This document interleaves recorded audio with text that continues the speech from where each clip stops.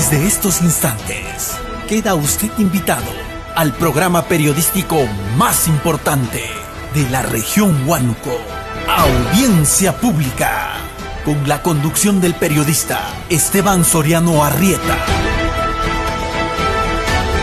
Y entérese de los informes más importantes del acontecer nacional y regional. Audiencia Pública.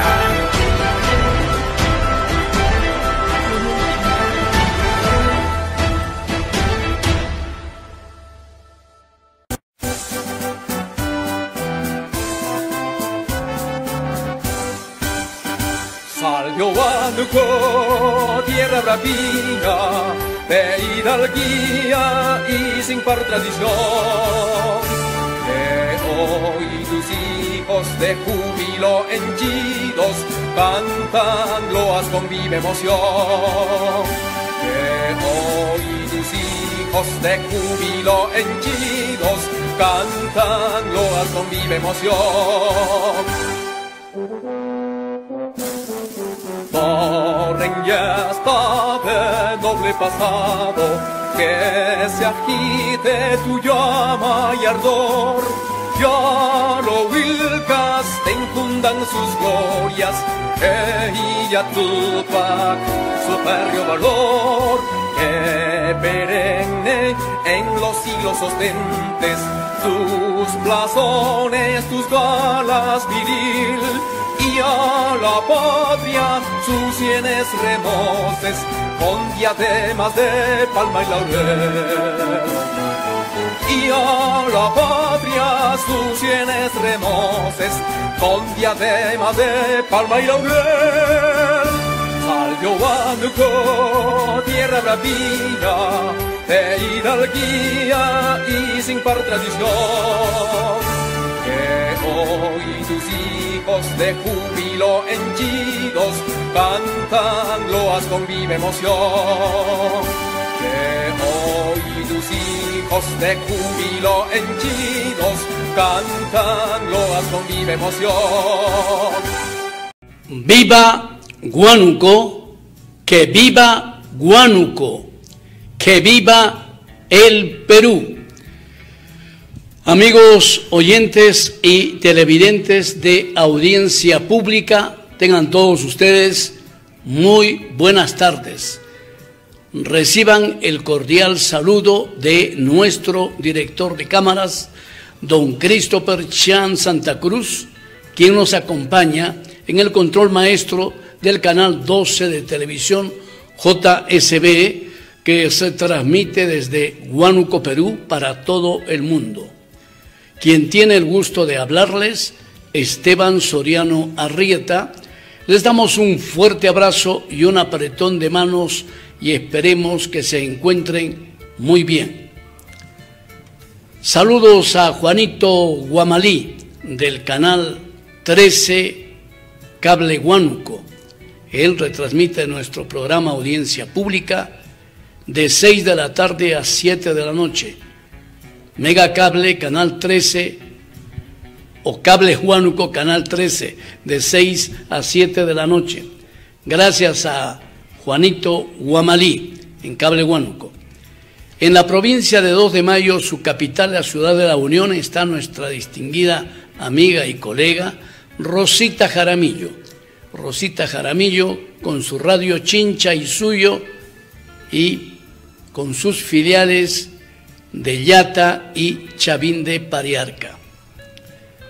¿Qué tal, amigos de Audiencia Pública? Tengan todos ustedes muy buenas tardes. Nuevamente comunicados para decirles buenos días, buenas tardes y buenas noches, porque nos llaman amigos que están en Italia, en España, en Francia, en Alemania, y bueno, escuchan Audiencia Pública, la ven a través del YouTube, del Facebook, etc. Un fuerte abrazo a todos y cada uno de ustedes y gracias por acompañarnos y por seguirnos.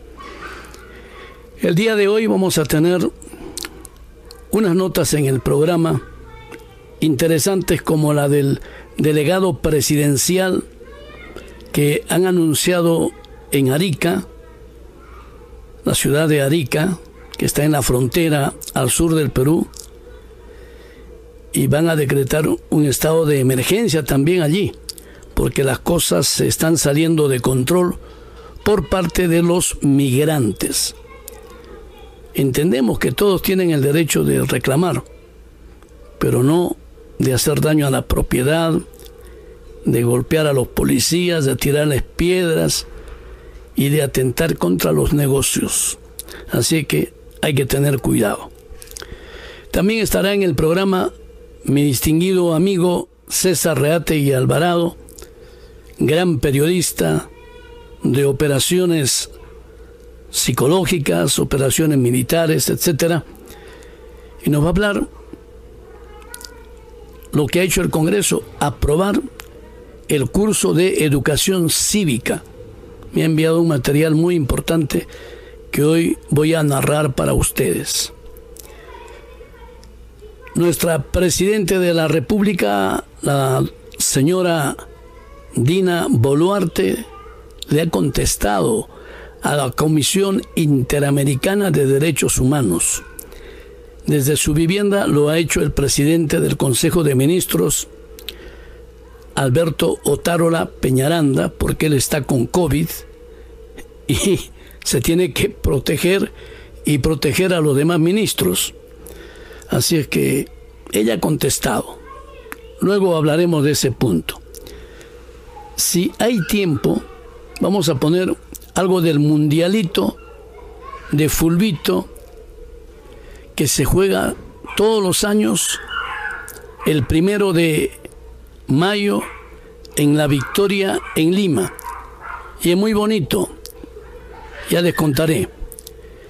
Y ahora sí nos vamos con el Santo Evangelio que nos trae nuestro hermano Jesús Pardo Hidalgo, el diácono de la Catedral de Huánuco.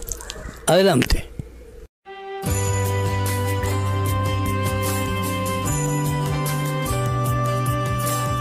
Hoy, 3 de mayo, celebramos la fiesta de los apóstoles Felipe y Santiago. Por eso escuchamos en el Evangelio que Jesús dijo a Tomás: «Yo soy el camino, la verdad y la vida. Nadie va al Padre sino por mí. Si ustedes me conocen, conocerán también a mi Padre. Ya desde ahora lo conocen y lo han visto». Felipe le dijo: «Señor, muéstranos al Padre y eso nos basta». Jesús le respondió: «Felipe, hace tanto tiempo que estoy con ustedes y todavía no me conocen. El que me ha visto al Padre. ¿Cómo dices, muéstranos al Padre? ¿No crees que yo estoy en el Padre y que el Padre está en mí?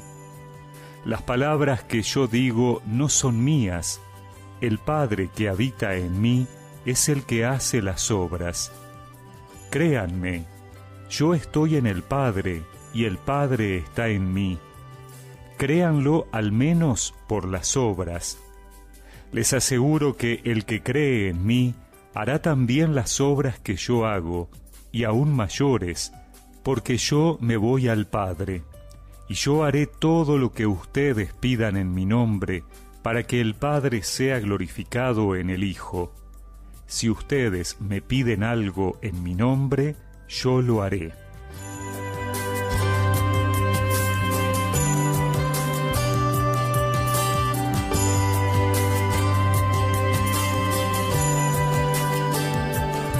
Hoy celebramos la fiesta de 2 apóstoles, Felipe y Santiago. Felipe nació en Betsaida y antes de seguir a Jesús fue discípulo de Juan el Bautista. Fue uno de los primeros llamados por el Señor. Santiago recibe el nombre de el hijo de Alfeo. También se lo conoce como el primo del Señor porque su madre era pariente de la Virgen María.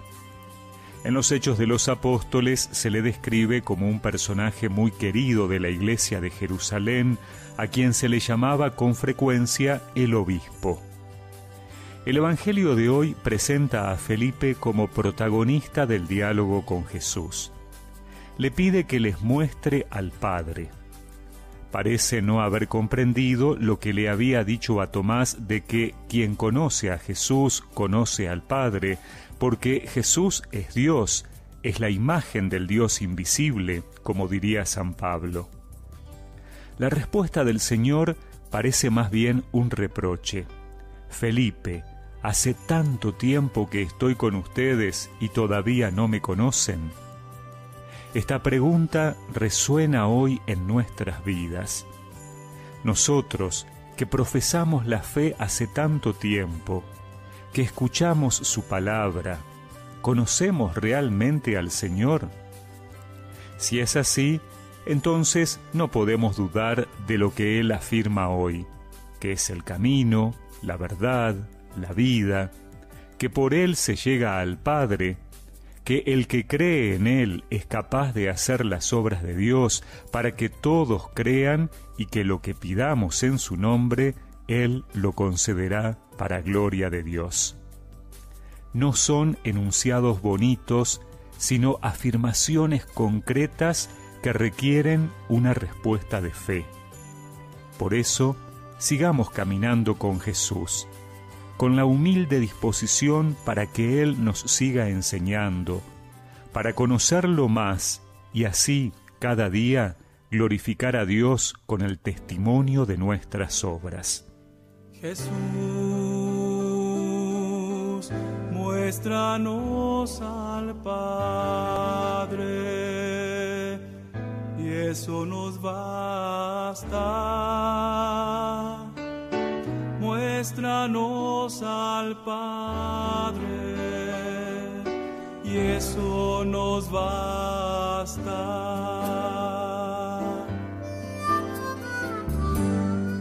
Y recemos juntos esta oración.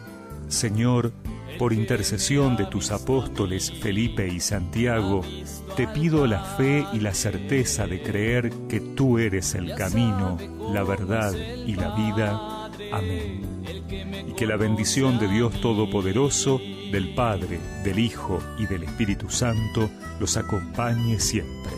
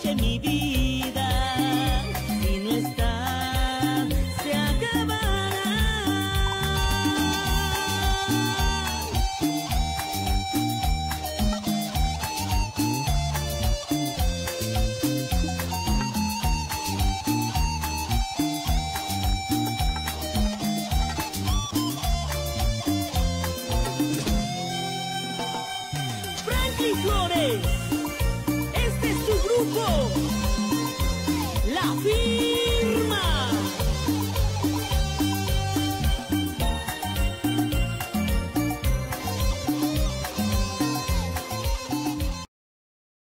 Terminó, ¿qué tan lejos quieres ir?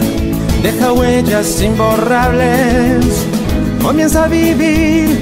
El futuro espera verte llegar, el mundo gira a gran velocidad. No te detengas hasta la meta alcanzar. Atrévete a soñar, no te dejes vencer. Busca en ti la fortaleza que te ayude a seguir. No te dejes caer, créeme, no queda tiempo que perder. Naciste para triunfar.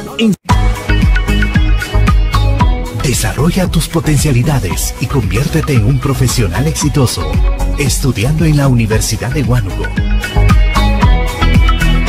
14 carreras profesionales. Educación de calidad a tu alcance.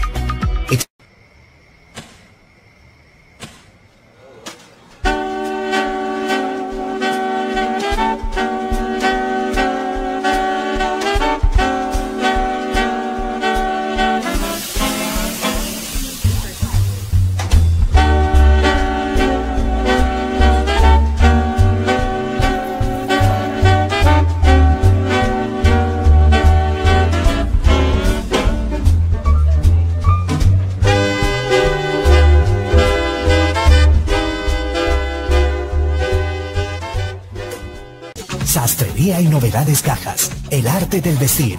Venta de las mejores telas y casimires. Barrington, 50-50, Cardiff y Polistel. Confección y venta de vestidos para novias, ternos para novios. Venta y confección a medida de ternos para damas, caballeros y niños. Los más elegantes vestidos de noche. Y ahora, nuestro servicio de lavandería. Sastrería y Novedades Cajas, el arte del vestir. Girón Aptao 665. WhatsApp 962-909-922.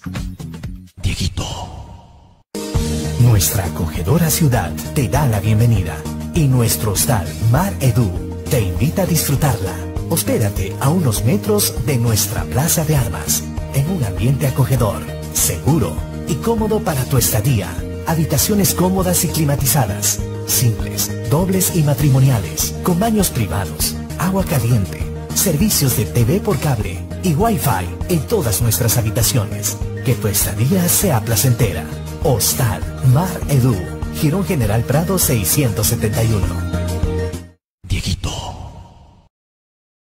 Terminó, ¿qué tan lejos quieres ir? Deja huellas imborrables. Comienza a vivir, el futuro espera verte llegar. El mundo gira a gran velocidad. No te detengas hasta la meta alcanzar. Atrévete a soñar, no te dejes vencer. Busca en ti la fortaleza que te ayude a seguir. No te dejes caer, créeme, no queda tiempo que perder. Naciste para triunfar. Desarrolla tus potencialidades y conviértete en un profesional exitoso, estudiando en la Universidad de Huánuco. 14 carreras profesionales. Educación de calidad a tu alcance.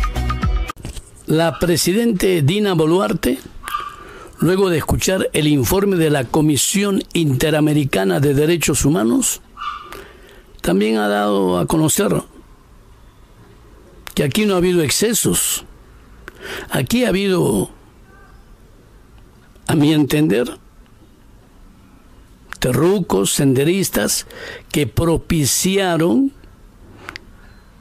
que se defendieran los militares, se defendieran de los terrucos, de los senderistas y de los comunistas. Hay un video que no se los he podido entregar, donde la señora Mirta Vázquez, por ejemplo, está propiciando a la tercera toma de Lima, a la tercera toma del Congreso de la República y su cierre. Eso no es correcto.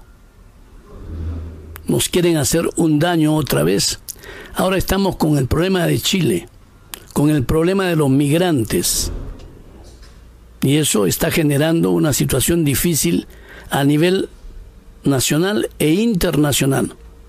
Yo tengo amistades en Tacna, está mi amiga y presidente de la Federación de Locutores del Perú en Tacna, Juanita Vegaso, Portugal. No la están pasando bien. Están fastidiados en Tacna. Es más, la gente de Chile, que venía a reactivar la economía peruana todos los fines de semana y a atenderse con los odontólogos y los médicos, porque las atenciones en el Perú son más baratas que en Chile, no lo pueden hacer ahora. Y las picanterías, los negocios que les vendían sus ricos platos, que no los pueden comer en Chile, sino en el Perú, por su preparación y por el tipo de ingredientes e insumos peruanos que se utilizan, no pueden ingresar al Perú, porque los migrantes han bloqueado la frontera, no pasan los carros. Antes de ayer le rompieron el parabrisas a un ciudadano chileno que pretendía regresar a su país, y a otro camión que iba del Perú a Chile también le reventaron el parabrisas. Está bien que reclamen los migrantes, pero esa no es la forma de protestar, de reclamar. Ellos se han salido de Chile porque ya no pueden estar allá. Es más, los periodistas chilenos, he visto por lo menos 5 programas de diferentes canales chilenos, muy buenos los periodistas. Ellos sostienen, dicen y manifiestan que en Chile son 11 millones de habitantes, 12 millones, y los que han llegado ya no tienen espacio para darles para trabajar, no tienen espacio para que duerman, no tienen espacio para alimentarlos. Y se han entrado 600.000 venezolanos o 700.000, es una sobrecarga para el Estado chileno, porque ellos ya no quieren más gente en su país, no resiste el país. Entonces vamos a escuchar lo que ha dicho la presidenta del Perú, la señora Dina Boluarte, en respuesta a la Comisión Interamericana de Derechos Humanos, que ha hecho acusaciones contra el Estado peruano. Adelante. Y a través de vuestras cámaras y micrófonos, un saludo fraterno a toda nuestra población peruana. Muy buenas tardes. Como es de conocimiento público, esta mañana la Comisión Interamericana de Derechos Humanos presentó su informe final en torno a la situación de las protestas sociales ocurridas recientemente en nuestro país. El Consejo de Ministros, como todos los miércoles, ha abordado diversos temas en el Consejo de Ministros. Sobre la marcha del país, también ha hecho una evaluación preliminar del informe por el respeto y el alto valor que le da nuestro gobierno a la Comisión y a las instituciones que conforman el Sistema Interamericano de Derechos Humanos. Lo primero que quiero decir es que nuestro gobierno legítimo, constitucional y democrático siempre se ha planteado un trabajo transparente, poniendo por delante las necesidades de la población peruana para atender y resolver las demandas en el marco de la lucha frontal contra la corrupción. En el Perú somos respetuosos de las libertades fundamentales, incluida la protesta pacífica que está consagrada en nuestra Constitución. Asimismo, el Estado peruano respeta sus compromisos internacionales en materia de derechos humanos, que son para nosotros pilares fundamentales de todo sistema democrático. Por ello, apenas iniciaron las protestas, cursamos una invitación a la Comisión para que realice visitas al Perú. Esta se realizó del 20 al 22 de diciembre del año 2022. La misión sostuvo reuniones con autoridades y organizaciones para recibir información sobre la crisis institucional y las protestas. La segunda visita de trabajo se realizó del 11 al 13 de enero, oportunidad en la que los recibí personalmente aquí en Palacio. Y también hubo reuniones con el Premier, los ministros y autoridades de diferentes instituciones, así como con las familias afectadas. En esta segunda visita, la misión de la CID se trasladó a las ciudades de Juliaca, Ayacucho, Cusco, Ica y Arequipa, a fin de observar y conocer directamente la situación. Para esta movilización de la Comisión dentro del país, nosotros, el gobierno peruano, les brindó todas las facilidades del caso. Como gobierno hemos brindado y entregado la información necesaria a la misión que la CID ha agradecido, tal como lo hicimos también en su momento con el representante del Alto Comisionado de Derechos Humanos de las Naciones Unidas. Respecto al informe, saludamos que la Comisión haya establecido claramente que el 7 de diciembre del 2022, el expresidente Pedro Castillo violó el ordenamiento jurídico al dar un golpe de Estado, atentando de manera indiscutible contra los valores democráticos fundamentales en el sistema interamericano. Esa transgresión al Estado de Derecho requirió de una respuesta rápida, inmediata, por parte de las autoridades nacionales, que, actuando en defensa de la democracia y del Estado de Derecho, hicieron posible el restablecimiento del orden constitucional. Este hecho, que está en el origen de los sucesos ocurridos en nuestro país, es recogido explícitamente por la Comisión en el informe que hoy lo hayan presentado. La Comisión también ha rechazado el exceso de quienes protestaron de manera violenta, destruyendo bienes públicos y privados, toma de aeropuertos, incendios a sedes de la Administración de Justicia y comisarías, bloqueo de carreteras que dejó pueblos aislados, obstaculizó el paso de ambulancias y, como consecuencia de ello, la muerte de compatriotas. Asimismo, impidió el traslado de alimentos, entre otras graves consecuencias a la vida y la salud de las peruanas y los peruanos. La Comisión ha reconocido que el Estado peruano tiene un marco legal que protege el derecho a la protesta y regula el uso excepcional de la fuerza con estándares internacionales.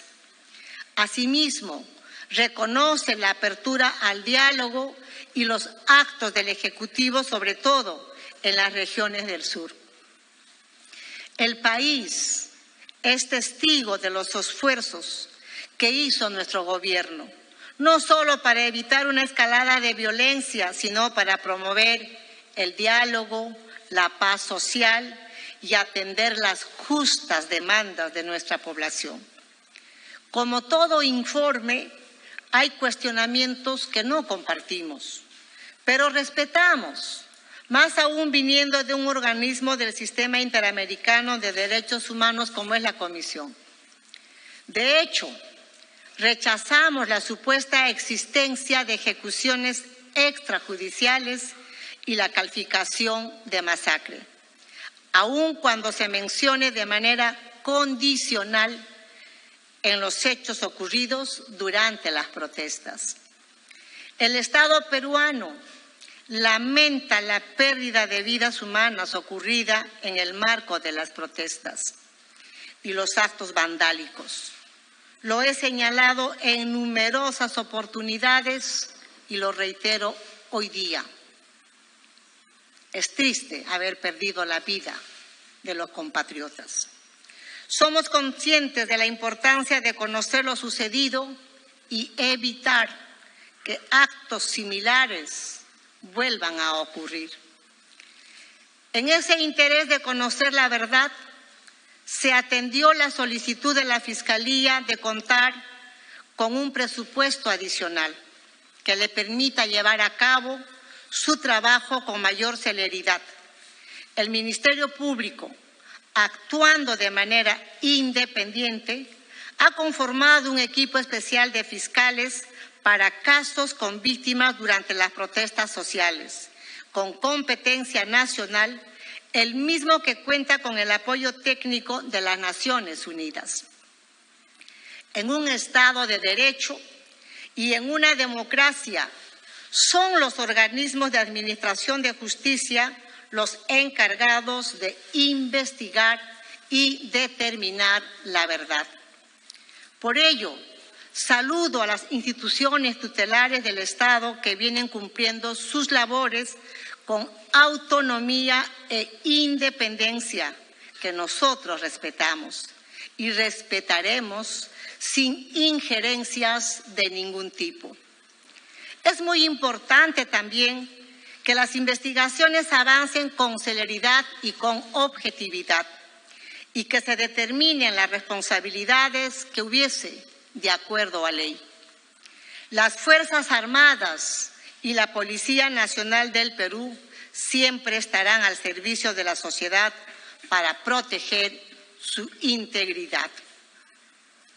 En uno de los párrafos del informe se dice que el debate público tiene una fuerte estigmatización por factores étnicos, raciales y regionales.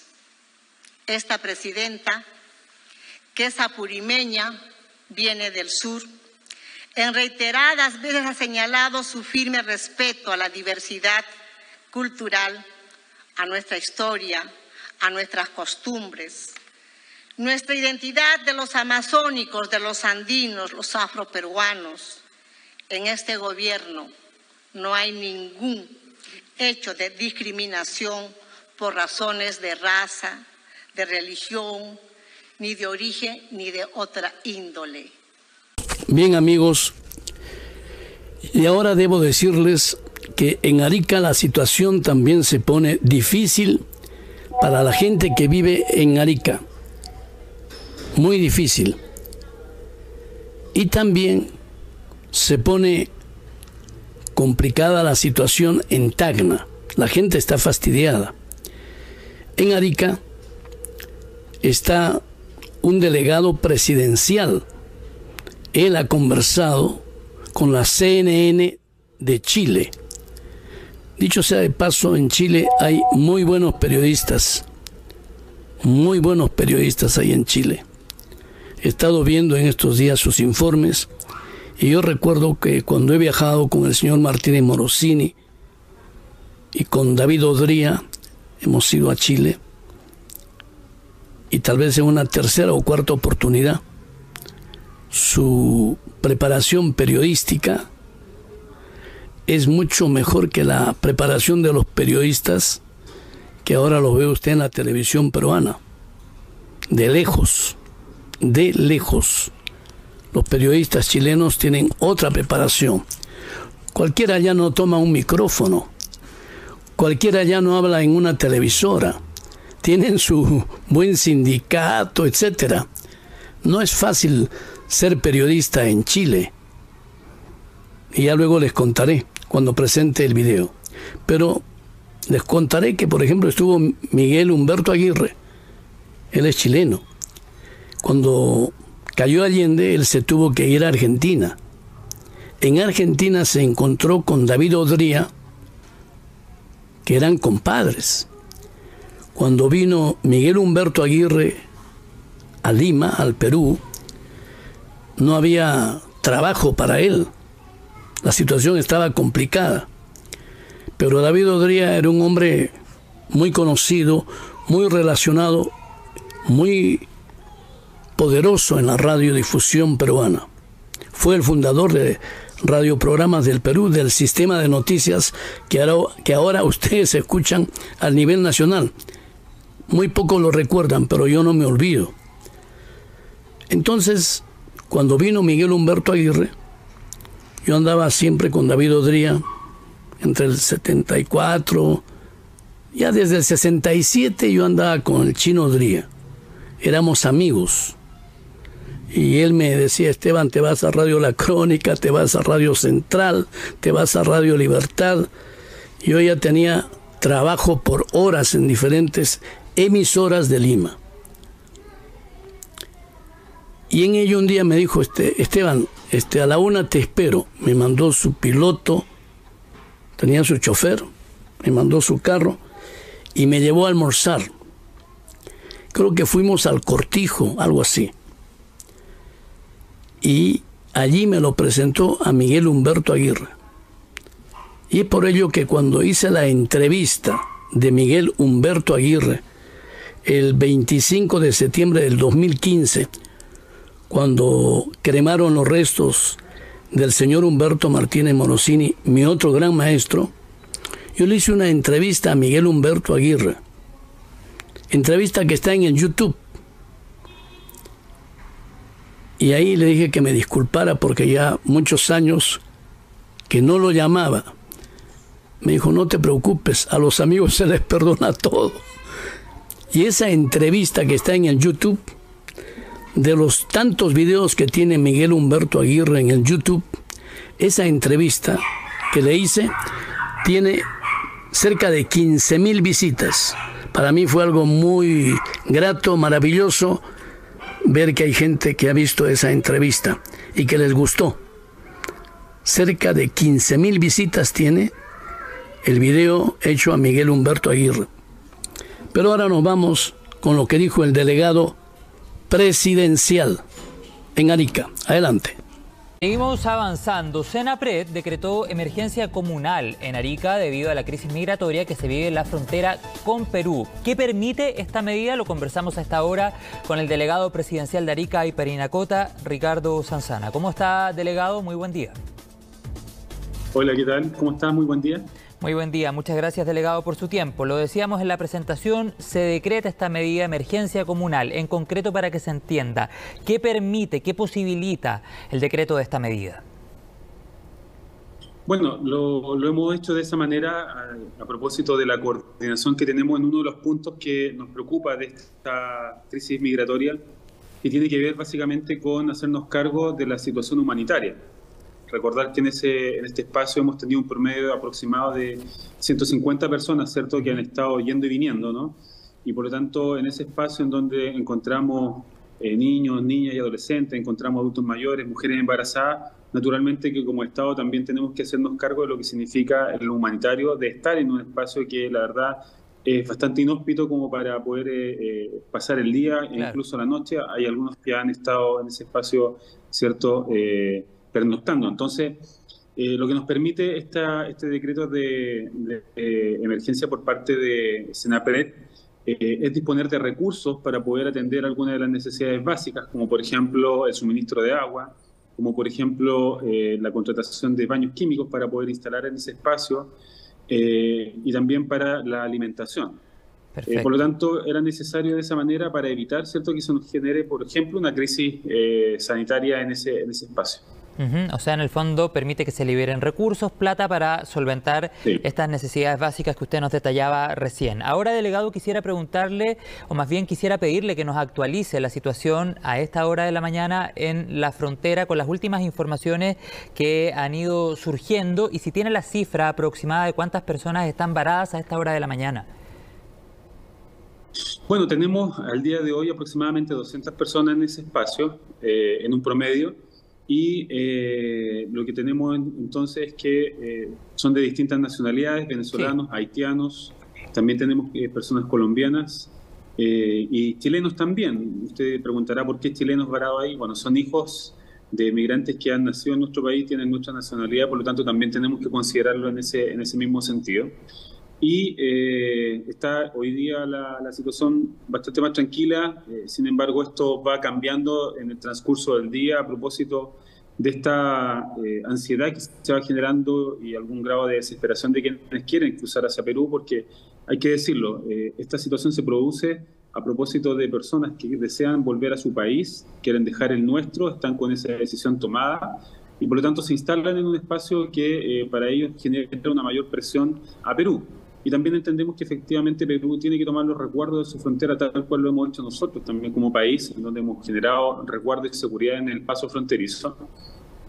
Y eso ha generado entonces la exigencia de mayores requisitos o los requisitos legales para poder ingresar al país. Claro, y finalmente se termina generando, lo hemos visto durante las últimas semanas, delegado, esta especie de limbo donde las personas quedan al medio. Por una parte no se les permite el ingreso a Perú, pero tampoco hay una solución concreta. Entonces, en ese aspecto han surgido alternativas que se ponen sobre la mesa, como por ejemplo un corredor humanitario. Y sobre eso quisiera preguntarle, porque yo sé que ha habido algunos encuentros entre las autoridades y durante esta jornada también se va a llevar adelante otro, pero quisiera preguntarle con la información por lo menos con que se cuenta a esta hora de la mañana. ¿Es el corredor humanitario la solución más próxima o que se maneja con mayores posibilidades para poder entregar en definitiva una respuesta a estos migrantes?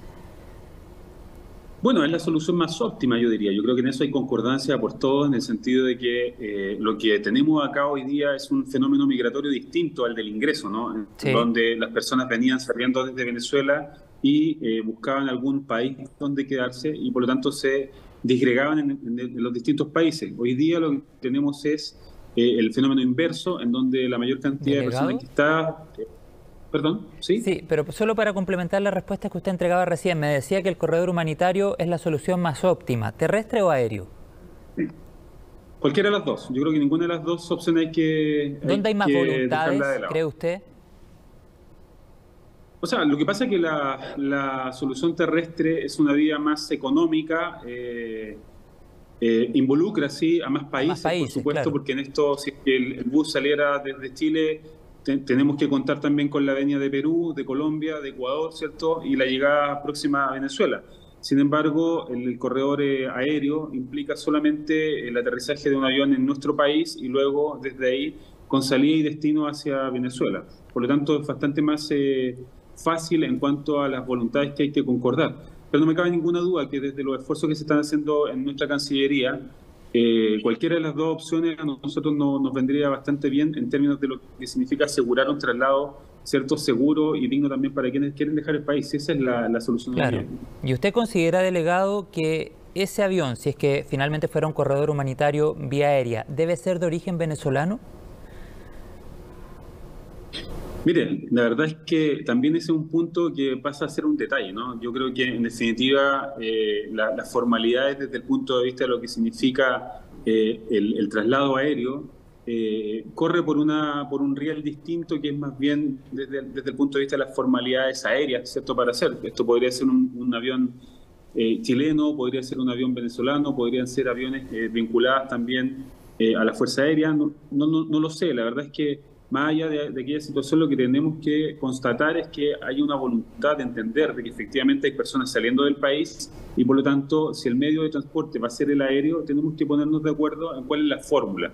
Si ese es un avión venezolano comercial, por ejemplo, bueno, habrá que ver cuáles son las condiciones para que un avión venezolano comercial aterrice en nuestro aeropuerto y luego pueda despegar también sin ningún inconveniente. Sí, claro, es que se lo preguntaba, ponía más bien el tema sobre la mesa porque ha habido ciertos cuestionamientos a una declaración que surge desde Venezuela, cuando dicen, por ejemplo, que una alternativa para poder ayudar a todos estos migrantes que están en la frontera norte de nuestro país es utilizar aviones de Conviasa. Sabemos la investigación que hay detrás, estos eventuales vínculos con organismos terroristas. Bueno, ha habido una investigación sobre ese tema y ha habido reacciones también de parlamentarios chilenos que dicen no, que no venga un avión de Conviasa, que sea a través de aviones de la Fuerza Aérea Chilena. Por eso le preguntaba si da lo mismo o no, en definitiva, si es con aviones de origen venezolano y particularmente de Conviasa, que ha generado, como ya le decía, varios cuestionamientos y reacciones, delegado.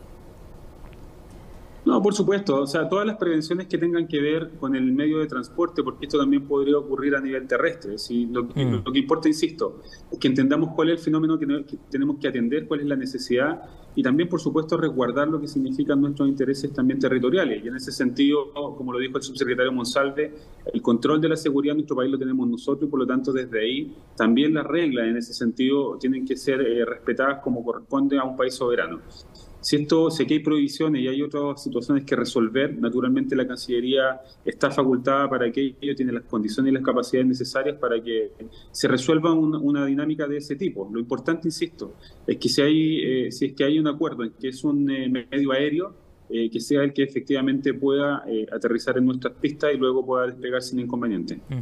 Delegado, ¿cómo ha sido el trabajo con las autoridades peruanas? Porque lo cierto es que durante las últimas semanas, particularmente durante las últimas 2 o 3 semanas, esta información ha estado más en la palestra, esta crisis ha intensificado, ha llegado, usted lo decía al comienzo de la entrevista, un mayor número de personas a la frontera norte de nuestro país, frontera sur de Perú, ahí a la línea de la Concordia. Pero ¿cómo ha sido el trabajo con las autoridades peruanas? ¿Ha habido un trabajo constante, por ejemplo, tiempo atrás? Porque esta es una crisis migratoria que no es de 3 semanas, que se ha intensificado ahora, pero esta situación viene hace rato. Entonces, lo que yo le quiero preguntar es si ha habido un trabajo conjunto, un trabajo colaborativo entre autoridades chilenas del territorio. Por ejemplo, usted está en la ciudad de Arica, en la región de Arica y Parinacota, con autoridades peruanas. ¿Ha habido un trabajo conjunto antes?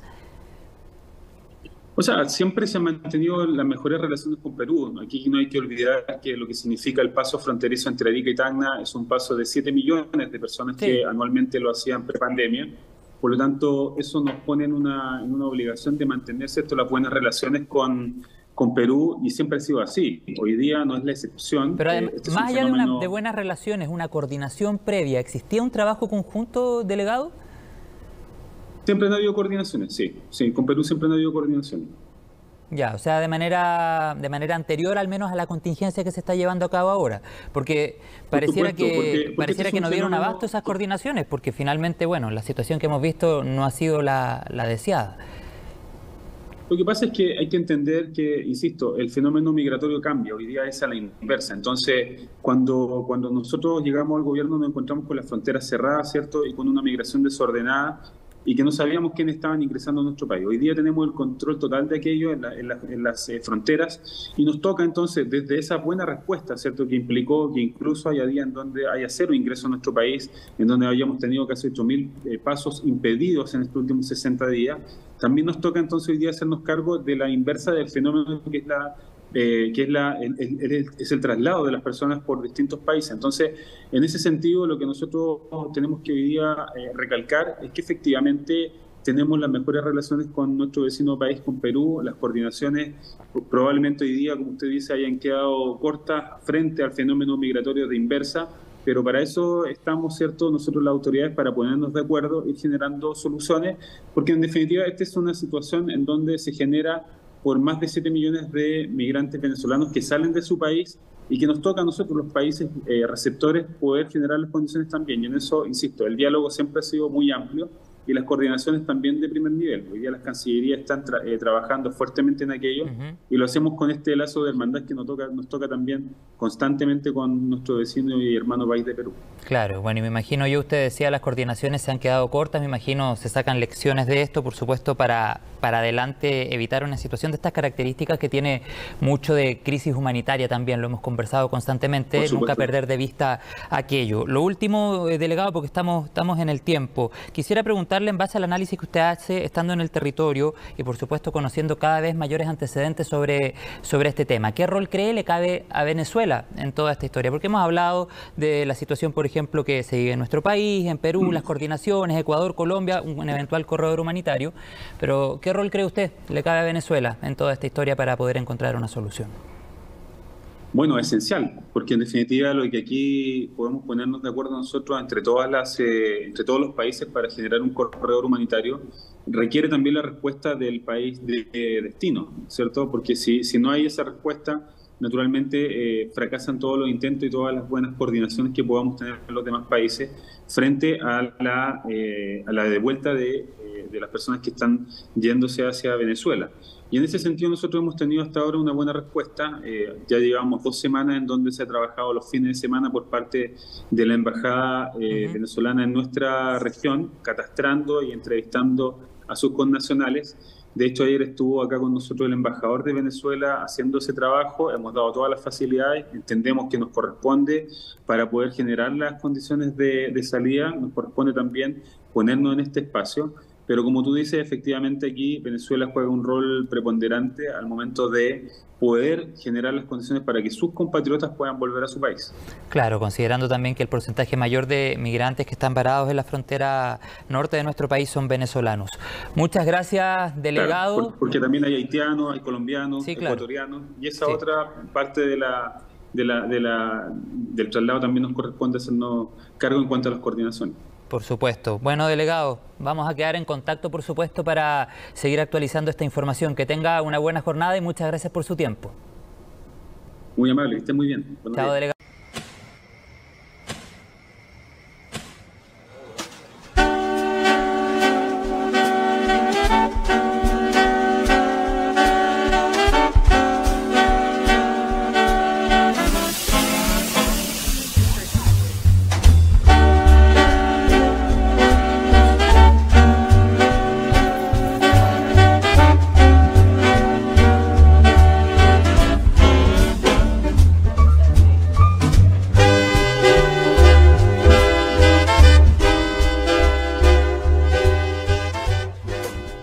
Sastrería y novedades Cajas, el arte del vestir. Venta de las mejores telas y casimires. Barrington, 50-50, Cardiff y Polister. Confección y venta de vestidos para novias, ternos para novios. Venta y confección a medida de ternos para damas, caballeros y niños. Los más elegantes vestidos de noche. Y ahora, nuestro servicio de lavandería. Sastrería y novedades Cajas, el arte del vestir. Girón Aptao 665. WhatsApp 962-909-922. Dieguito, Nuestra acogedora ciudad te da la bienvenida y nuestro hostal Mar Edu te invita a disfrutarla. Hospédate a unos metros de nuestra plaza de armas, en un ambiente acogedor, seguro y cómodo para tu estadía. Habitaciones cómodas y climatizadas, simples, dobles y matrimoniales, con baños privados, agua caliente, servicios de TV por cable y Wi-Fi en todas nuestras habitaciones. Que tu estadía sea placentera. Hostal Mar Edu, Girón General Prado 671. Dieguito. Terminó, ¿qué tan lejos quieres ir? Deja huellas imborrables. Comienza a vivir, el futuro espera verte llegar. El mundo gira a gran velocidad. No te detengas hasta la meta alcanzar. Atrévete a soñar, no te dejes vencer. Busca en ti la fortaleza que te ayude a seguir. No te dejes caer, créeme, no queda tiempo que perder. Naciste para triunfar. Desarrolla tus potencialidades y conviértete en un profesional exitoso, estudiando en la Universidad de Huánuco. 14 carreras profesionales. Educación de calidad a tu alcance. Muchas gracias a César Reátegui Alvarado por permitir que una vez más este programa de audiencia pública tenga su segmento La Voz y la Pluma. La pluma de César Reátegui Alvarado y la voz de Esteban Soriano Arrieta. Y aquí va el comentario de César Reátegui, referido el día de hoy al curso que deberá dictarse en el Perú, aprobado por el Congreso, el curso de educación cívica, que fue suprimido. Debería volver también al curso de educación premilitar y el curso de educación familiar, etcétera. ¿Qué nos dice don César Reátegui Alvarado? Amigos de audiencia pública, muy buenas tardes. Los saluda César Reátegui desde Lima. Esta vez para tratar el tema respecto a al retorno de la educación cívica a la educación nacional en los colegios. Pero antes voy a hacer un comentario muy interesante respecto a cuál fue la posición de IDL y de la Universidad Católica cuando acabó la guerra contra el terrorismo.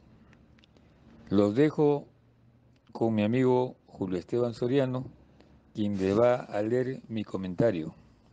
¿Qué nos dice don César Reátegui Alvarado?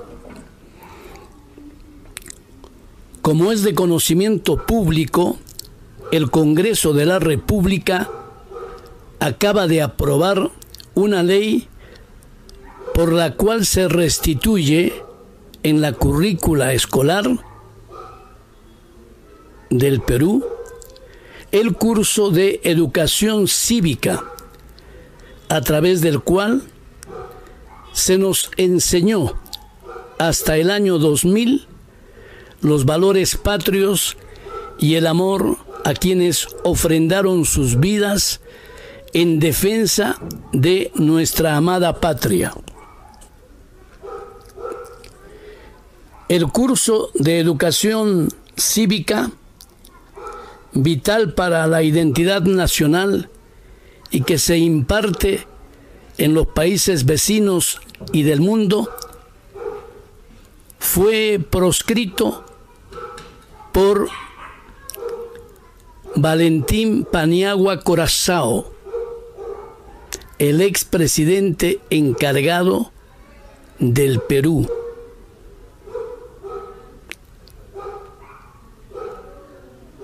Y seguido de neomarxistas, sí, seguido de neomarxistas, sí, aquellos que jamás conocieron la pobreza, pero que viven y comen caviar, viven de ella, y comen caviar, lógicamente.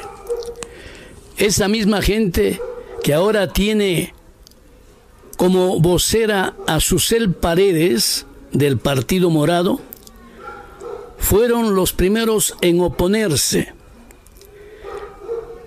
pues este importante curso revelará los crímenes de Sendero y el MRTA y el accionar de nuestras Fuerzas Armadas, cuyos miembros murieron y otros, a mi criterio, dice César Reátegui, continúan injustamente tras las rejas, acusados de delitos de lesa humanidad durante esa guerra interna que nos declaró el terrorismo. Lo histórico es que las sociedades vencedoras en conflicto honren a sus guerreros. Lo que ocurrió en el Perú en tiempos de Paniagua fue todo lo contrario y condenable. Se permitió la firma de un convenio entre la ONG IDL, desde entonces manejada por Gustavo Gorriti, y la Pontificia Universidad Católica del Perú, en manos de los neomarxistas desde los años del cura Felipe MacGregor, admirador de Fidel Castro y del dictador Juan Velasco Alvarado. ¿Y en qué consistió ese acuerdo entre Gustavo Gorriti y el cura Felipe MacGregor, a quien lo conocía y lo entrevisté en algunas oportunidades? El acuerdo, nada menos que en imponer un cursillo en los niveles primario y secundario de los jóvenes universitarios sobre las conclusiones de la mal llamada Comisión de la Verdad, en la que se atribuyen antojadizamente matanzas a las Fuerzas Armadas y se pasan por agua tibia las atrocidades de Sendero Luminoso y el MRTA. Lógicamente, ahora se rasgan las vestiduras y se jalan de las mechas porque nuestros niños y jóvenes sabrán la verdad y respetarán a nuestras fuerzas del orden, cuya misión es proteger la soberanía nacional y guardar el orden interno y externo. Ha sido la pluma de César Reátegui Alvarado. Así es, amigos de Audiencia Pública. Creo que este comentario les va a abrir los ojos de lo que realmente es el neomarxismo. Buenas tardes. Les damos las gracias a nombre de nuestro director de cámaras, don Christopher Chian Santa Cruz, en el control maestro del canal 12 de televisión JSB. Quien tuvo el gusto de hablarles, Esteban Soriano Arrieta. Nos despedimos, Dios mediante, hasta el día de mañana, 2 de la tarde. Buen provecho, permiso, hasta entonces. Audiencia Pública, el informativo comentado más importante de la región, con el acontecer nacional e internacional, con la conducción del periodista Esteban Soriano Arrieta. Entérese antes de los informes más impactantes de la región.